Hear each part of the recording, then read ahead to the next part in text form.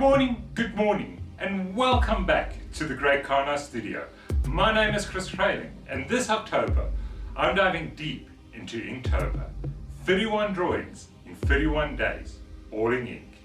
Join me as I explore new ideas, push my creativity, and see where the ink leads us.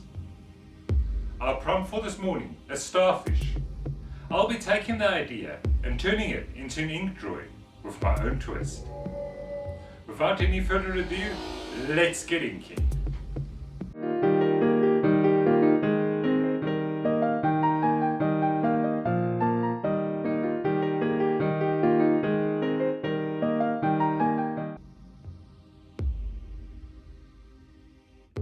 Today's drawing is dedicated to a very special little girl, Zenika. Zenika, ek hoop jy hou van vandag se tekening.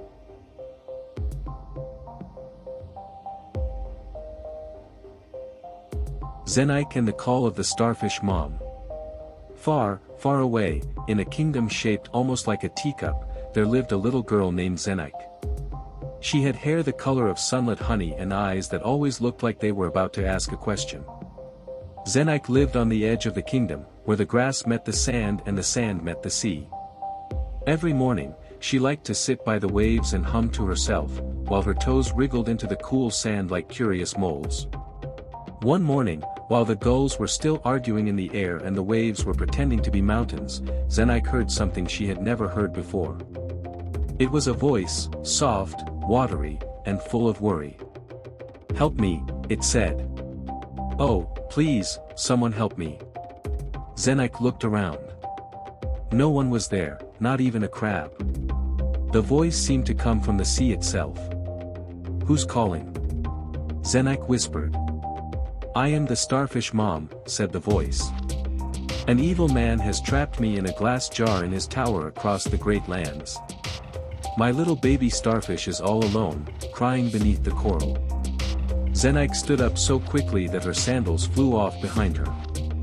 "That's terrible," she gasped. "You wait right there, I'll come find you." And with that, the adventure began. Zenika ran home, hair tangled by the sea breeze. Behind her cottage stood her most magical friend, Luminal, her unicorn. Luminal was not an ordinary unicorn. His horn glimmered like melted moonlight, and he had a bad habit of sneezing glitter whenever he was excited, which was often. "Luminal," Zenika called. "We must travel across countries to rescue the Starfish Mom." Luminal tilted his head. Glitter puffed out. "A starfish, you say? Does she live in the stars or the fish part?" "In the sea part," Zenika said patiently. "But she's trapped by an evil man in a tower." "Well then," said Luminal, shaking his silvery mane, "we'll have to bring snacks." So Zenika packed a basket with strawberry muffins, 2 carrots, for Luminal, a seashell to remember the ocean, and 1 shiny button, because, as everyone knows, shiny buttons are very lucky on long adventures. Then, with a leap and a spark, the unicorn and the girl set off beyond the kingdom's gate. They rode through the whispering forest, where the trees liked to tell jokes to travelers, whether travelers wanted to hear them or not. "Why did the oak tree cross the road?" said one. "To get to the root of the problem," another tree answered, shaking its branches with laughter. Zenika giggled, though Luminal rolled his eyes. "Trees," he muttered, "think they're so funny." But the forest was kind, and the trees pointed them toward the glowing hills that led to the next country. As they left, Zenika thanked them, and the trees bowed low, their leaves shimmering like applause. After many miles, Zenika and Luminal reached the cloud country, a place where the ground was soft and white, and everything bounced slightly when you walked on it. The people there were called cloud folk, gentle beings who lived in little floating cottages. They wore hats shaped like puffs of cotton and spoke in voices as light as sighs. Zenika told them about the Starfish Mom, and the cloud folk gasped. "Oh, the evil man," they said. "He lives beyond our skies, in the land of long shadows." The cloud folk gave Zenika a lantern made of lightning bugs, "for courage," they said. Then they waved as she and Luminal galloped across the clouds, leaving little silver hoofprints that faded behind them. Next came the desert, wide, golden, and full of wind that whispered things like, "What was I saying again?" It was called the Desert of the Forgetful Wind, because travelers who stayed too long forgot why they were there. Zenaik tied a ribbon around her wrist to remind herself, rescue the Starfish Mom. When the wind swirled around her, asking questions like, "Where are you going?"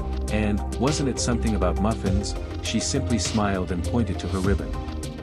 The wind sighed. "Ah yes, brave child. Carry on then." And so she did. Finally, after crossing the desert, the forest, and 3 rivers that tried to tickle their hooves, Zenaik and Luminal reached the land of long shadows. At its center stood a tall, crooked tower made of black glass. Inside, the evil man was busy trying to make the trapped Starfish Mom sing for his guests, who were all mirrors, for he had no friends. Zenaik crept up the steps, her heart thumping like a tiny drum. She peeked through the door. The Starfish Mom glowed faintly in her jar, whispering lullabies to no one. Zenaik tiptoed closer, and sneezed. The evil man spun around. "Who's there?" Zenaik stood tall. "Let the Starfish Mom go." The evil man laughed a cold, rattling laugh. "And why would I do that?" Zenaik thought fast. "Because if you don't, every mirror in this tower will only show you your worst haircut ever." The mirrors gasped. They didn't like that idea one bit. They began showing the man with the world's most terrible hairstyle, a frizzy pink puff with twigs in it. "Stop that," the man shouted. But the mirrors ignored him. While he was distracted, Zenaik grabbed the jar, opened it carefully, and the Starfish Mom shimmered free like a soft sunrise. The tower rumbled with fury, but Luminal was ready. He stamped his hooves, and a beam of light shot from his horn, sending the evil man tumbling into a pile of dusty hats.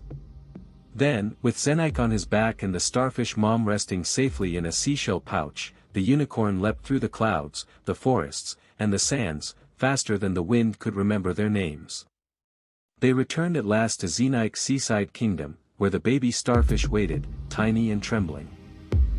When the Starfish Mom saw her baby, she glowed so brightly that even the moon peeked out early to watch.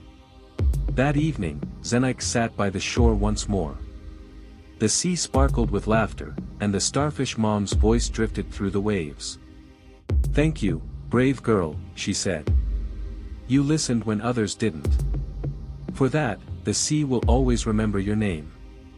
Zenaik smiled and leaned against Luminal, who sneezed one last puff of glitter into the sunset.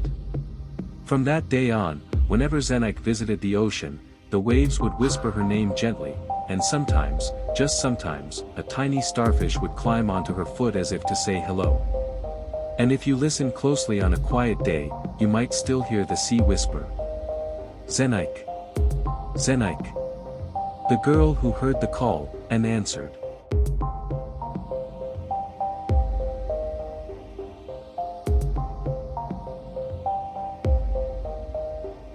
That's it for today's Inktober drawing. I hope you enjoyed this drawing as much as I enjoyed creating it for you. If you're participating in Inktober, let me know in the comments below how you are tackling today's prompt. If you haven't already, please like and subscribe so you won't miss out on any other Inktober videos I upload. Take care and I'll see you tomorrow for another Inktober drawing.